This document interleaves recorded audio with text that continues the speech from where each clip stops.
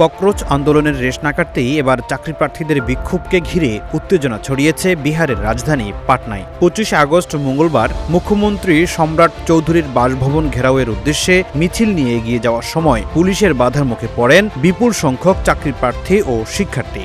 এক পর্যায়ে ব্যারিকেড ভেঙে সামনে যাওয়ার চেষ্টা করলে পরিস্থিতি নিয়ন্ত্রণে পুলিশ জলকামান ব্যবহার করে। বিহার লোকসেবা কমিশনের শিক্ষক নিয়োগ পরীক্ষার ৪র্থ পর্যায়ের পরীক্ষাসহ বিভিন্ন দাবিতে আন্দোলনরত শিক্ষার্থীরা এদিন গান্ধী ময়দান থেকে মিছিল শুরু করেন। পূর্ব নির্ধারিত কর্মসূচি অনুযায়ী মিছিলটি ডাকবাংলো মোড়ের দিকে এগিয়ে গেলে পুলিশ তাদের আটকে দেয়। এ সময় কয়েকজন আন্দোলনকারীকে আটক করা হয়।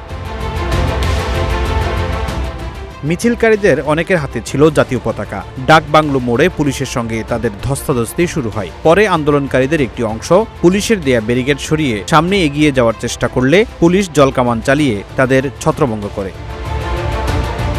শিক্ষক নিয়োগের ৪র্থ পর্যায়ের পরীক্ষা ঘিরে কয়েক সপ্তাহ ধরে পাটনার গর্দানিবাগ এলাকায় আন্দোলন করে আসছেন চাকরিপ্রার্থীরা। তাদের দাবির মধ্যে রয়েছে এক স্তরের পরীক্ষার মাধ্যমে নিয়োগ সম্পন্ন করা, পুরো প্রক্রিয়ায় স্বচ্ছতা নিশ্চিত করা এবং বিহার কর্মী নির্বাচন কমিশনের নিয়োগ পরীক্ষা দ্রুত আয়োজন করা। পাশাপাশি হিন্দি মাধ্যমে পড়াশোনা করা প্রার্থীদের সমান সুযোগ দেওয়ার দাবিও জানিয়েছেন তারা। মুখ্যমন্ত্রীর বাসভবনের দিকে মিছিল যাওয়ার পথে পুলিশের বাধা এবং পরে জলকামান ব্যবহারের ঘটনায় পাটনায় পরিস্থিতি উত্তপ্ত হয়ে ওঠে।